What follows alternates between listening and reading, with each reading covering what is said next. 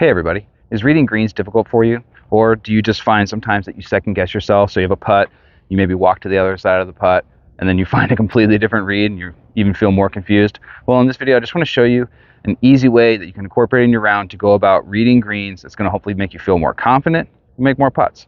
All right, so I just want to start with actually a common example of where you may be going wrong. So let's just go ahead and say that you had 150 yards in, you hit your shot, it's a really good shot. So what do?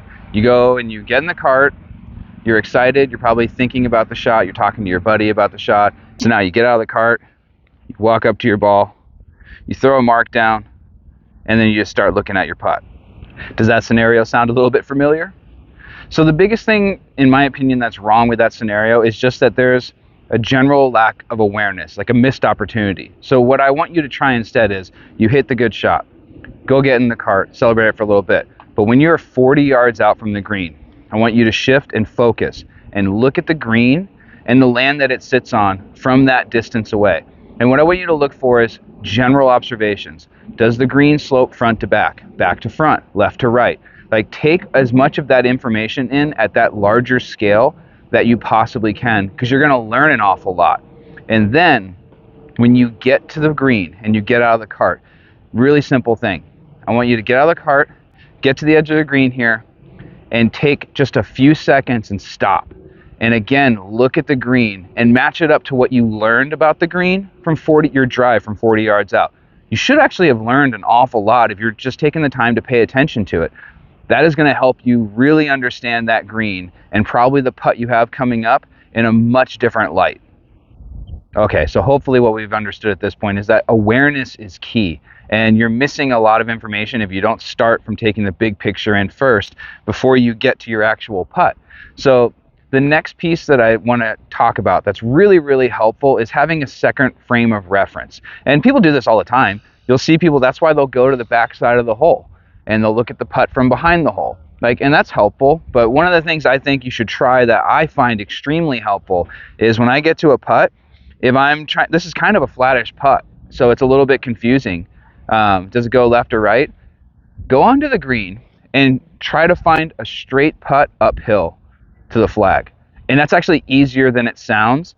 And I'm going to go over in the next bit of like how you can use that information. And it's awesome. But yeah, I'm going to walk this putt. I'm going to get closer to it. And I'm just going to walk and look around. And I'm going to go, where's my uphill straight putt? It's about here. So I just found it pretty quickly. Now, one really important thing that I like about this before I even get to how to use it is you will hear some of the best putters of all time, like Crenshaw. We'll talk about reading your putts from below the hole. Like, there's a huge advantage to that, because if I sit back here and look at this putt, it's harder to see because I don't have a great perspective of the break, but also speed. Getting below the hole or the low side of where the putt's going to break lets me actually see this putt from a better angle of its distance and what it's going to do late towards the hole, which is where the putt's going to break the most because it shouldn't have the most speed there. So it does a couple things. Getting low, you can see your speed better, you can see the overall break better, and then finding what you think is a straight uphill putt. So here we've got our straight uphill putt, got the two tees here. And I want you to just think of it, an easy way to help you read your putts is like a clock. So if this is straight uphill, as you move to the right, incrementally, you know, because it's on the hill like this, and if more you move over to the right, you're kind of putting across. So you know this putt should start breaking to the left, at least around the hole.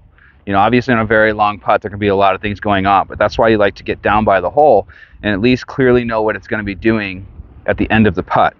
So this putt straight, this putt should break a teeny bit left. If there's not a big slope on it, it's going to be very minimal. The further you move, so this is about 90 degrees. This is kind of that apex point of where it's uphill.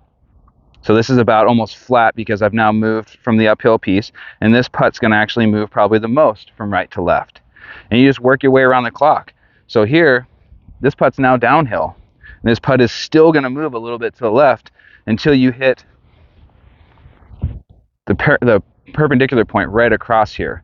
So this is flat downhill. Yep, right about here. And so as I move around the clock again, well, now I'm on the other side of the hole. This is downhill and breaking to the, this is the other side of putt's about flat at this point because I'm 90 degrees, but it's definitely breaking to the right.